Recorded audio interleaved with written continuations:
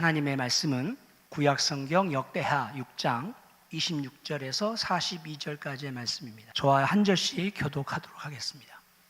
26절 말씀 먼저 봅니다. 만일 그들이 주께 범죄함으로 말미암아 하늘이 닫히고 비가 내리지 않는 주의 벌을 받을 때에 이곳을 향하여 빌며 주의 이름을 인정하고 그들의 죄에서 떠나거든 주께서는 하늘에서 들으사 주의 종들과 주의 백성 이스라엘의 죄를 사하시고 그 마땅히 행할 선한 길을 가르쳐 주시오며 주의 백성에게 기업으로 주신 주의 땅에 비를 내리시옵소서.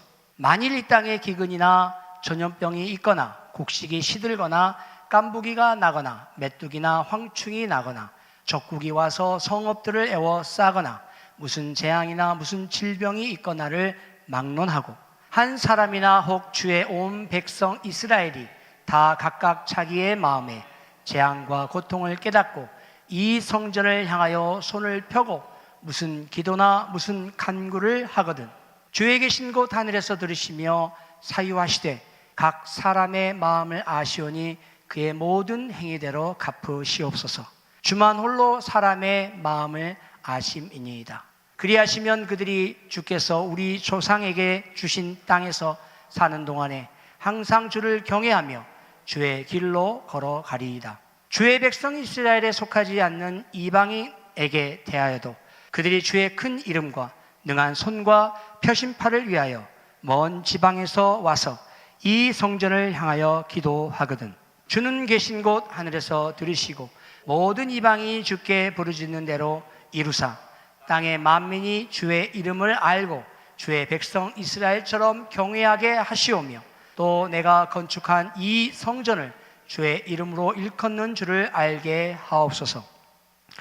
주의 백성이 그 적국과 더불어 싸우고자 하여 주께서 보내신 길로 나갈 때에 그들이 주께서 택하신 이 성과 내가 주의 이름을 위하여 건축한 성전 있는 쪽을 향하여 주께 기도하거든 주는 하늘에서 그들의 기도와 간구를 들으시고 그들의 일을 돌보시옵소서.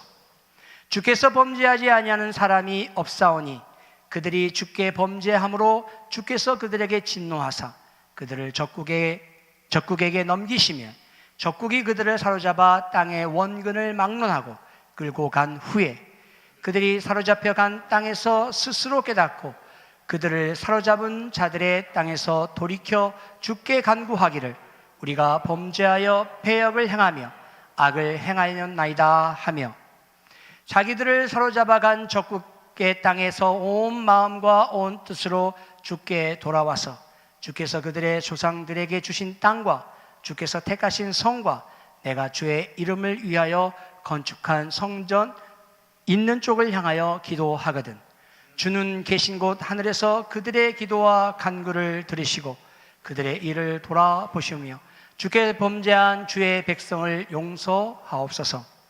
나의 하나님이여 이제 이곳에서 하는 기도에 눈을 뜨시고 귀를 기울이소서. 여호와 하나님이여 일어나 들어가사 주의 능력의 교와 함께 주의 평안한 초소에 계시옵소서. 여호와 하나님이여 원하옵건대 주의 제사장들에게 구원을 입게 하시고 또 주의 성도들에게 은혜를 기뻐하게 하옵소서. 42절 말씀 다 같이 읽겠습니다. 여호와 하나님이여 주의 기름 부음 받은 자에게서 얼굴을 돌리지 마시옵고 주의 종 다윗에게 베푸신 은총을 기억하옵소서 하였더라. 아멘. 역대하 6장 26절에서 42절까지의 말씀을 우리가 함께 보았습니다. 오늘 이 본문의 말씀을 가지고 회복은 언제나 기도로부터, 회복은 언제나 무엇으로부터 시작한다고요? 기도로부터. 오늘 본문의 말씀을 한 구절로 정해보라고 한다면 회복은 언제나 기도로부터입니다. 우리는 인생을 살면서 마치 모든 일이 잘 풀려갈 듯 하다가도 예기치 못한 위기와 마주할 때가 있습니다. 여러분 인생이 여러분이 계획하시고 여러분이 준비하고 또 여러분이 노력한 만큼 잘 되던가요? 여기 앉아 계신 모든 분들은 아마 여러분이 계획하고 준비하고 노력한 만큼 인생들이 다 되지 않았기 때문에 이곳에 계실 것입니다. 만약 여러분의 능력과 여러분의 계획과 여러분의 재능으로 다 성공했다면 아마 여기 안 계실 거예요. 어디가 있어요? 저 비버리 힐즈나 저 마이애미에 있는 그런 아주 비싼 동네, 아마 그런 데 사실 거예요. 경제적인 어려움, 건강의 문제, 관계의 갈등, 그리고 사회와 나라 전체가 흔드는 위기, 자, 이런 것들이 우리 주변에 예기치 않게 너무나 많이 있다는 것입니다. 한치 앞을 내다볼 수가 없어요. 이 문제가 해결되었나 싶었더니 그 다음 산이 또 기다리고 있는 거예요. 그런데 성경은 이렇게 우리가 위기와 또 시험에 직면했을 때에 붙들어야 할 길을 분명하게 보여주고 있다는 것입니다. 그것은 바로 하나님 앞에 나아가 기도하는 것이라고 이야기합니다. 여러분의 인생의 위기 중에서 가장 예상치 못하게 오는 시련은 무엇이 있었습니까? 여러분의 인생 위기 중에서 가장 뼈아픈 시험은 무엇이었습니까? 여러분 한번 속으로 대답해 보세요. 여러분의 인생의 위기에서 가장 골치 아픈 문제가 무엇이었습니까? 대답해 보셨어요? 뭐니 해도 뭐니가 문제든가요? 저는 인생을 살아가다 보니까 돈도 그닥 큰 문제는 아닌 것 같아요. 건강도 뭐 그렇게 아직까지는 괜찮아요. 제일 어려운 게 뭐냐면 관계의 문제인 것 같아요. 관계. 그렇게 큰 문제는 아닙니다. 그러나 늘 일상생활에서 부딪히는 문제, 늘 괴롭게 하고 늘 마음을 아프게 하는 것, 그게 저는 제일 어렵더라고요. 자, 그런데 오늘 본문은 솔로몬이 성전을 봉헌하면서 드린 기도의 일부분을 기록하고 있습니다. 그는 가뭄과 전염병, 전쟁과 포로라는 가장 절박한 상황 속에서도 하나님의 성전을 향하여 기도하면 하나님께서 들으시고 회복시켜달라고 간구하고 있는 것입니다. 하나님께서 오늘 우리에게 주시는 말씀이 분명합니다. 성도와 공동체의 회복은 언제나 하나님 앞에 무릎 꿇는 무엇으로부터 시작된다고요? 기도로부터 시작된다는 것입니다. 자, 이제 본문으로 좀 더 깊숙이 들어가서 그럼 어떻게 우리가 하나님 앞에 기도하고 무릎 꿇어야 될 것인가 한번 좀 살펴보려고 합니다. 26절에서 32절까지의 말씀은 가뭄의 때 하늘 문을 여시는 하나님에 대한 말씀이 나옵니다. 26절을 보면 솔로몬이 이렇게 기도합니다. 우리 다 같이 한번 읽어볼까요?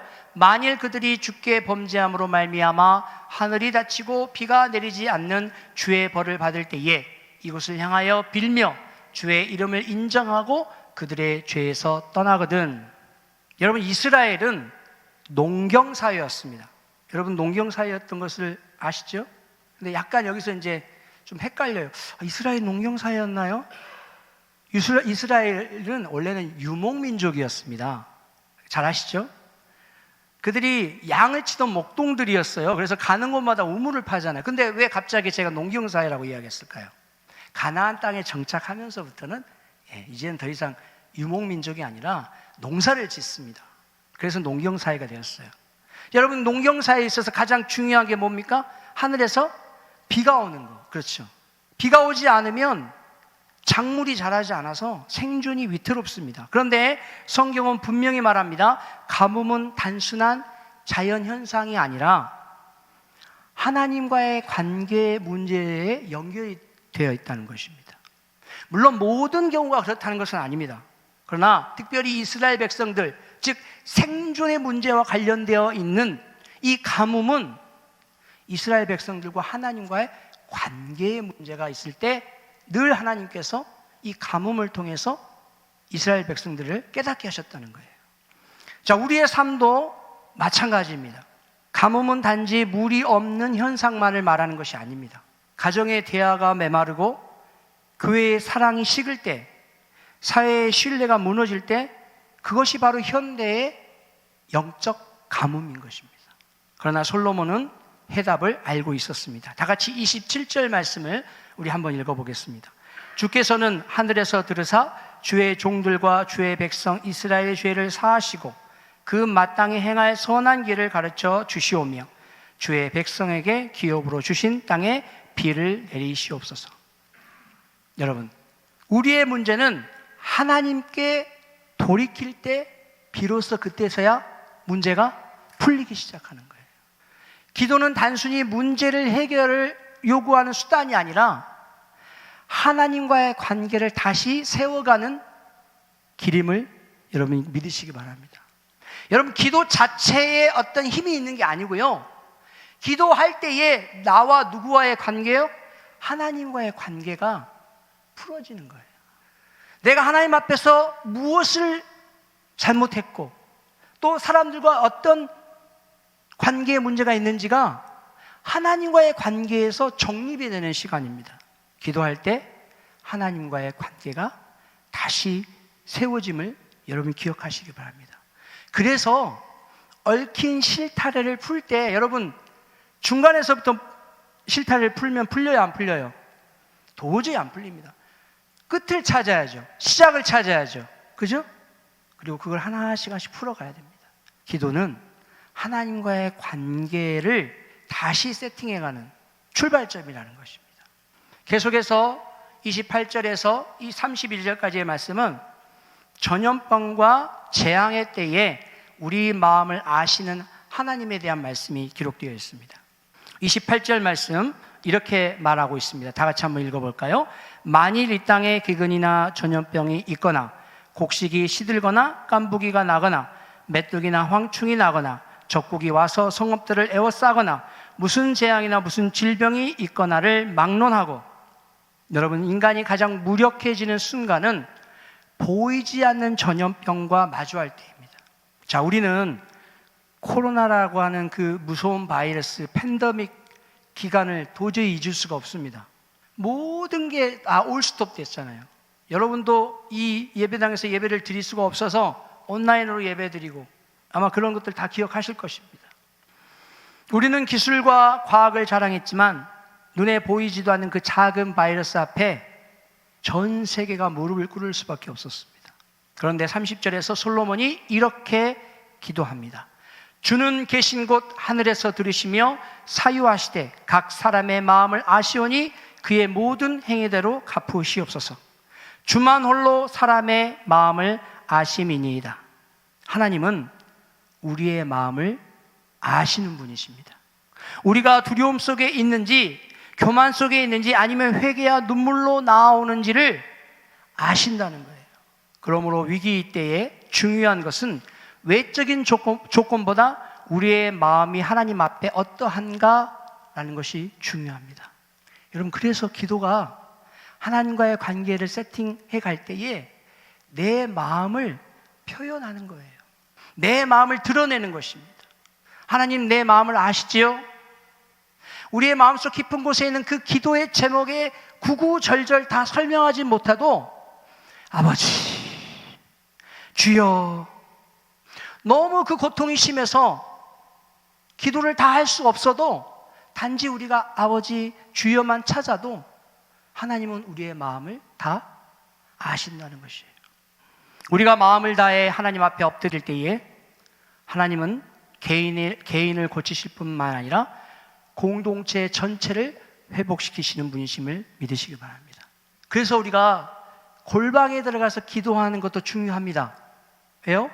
개인과 개인의 만남이기 때문에, 하나님과 나의 만남이기 때문에. 더 나아가 우리가 함께 모여서 기도하는 것이 더 중요합니다. 왜요? 나의 회복뿐만 아니라 우리 믿음의 공동체가 회복시키시는 분이시기 때문입니다. 그래서 우리가 매주 금요 찬양 예배에 나와서 찬양하고 경배하고 함께 기도하는 거예요.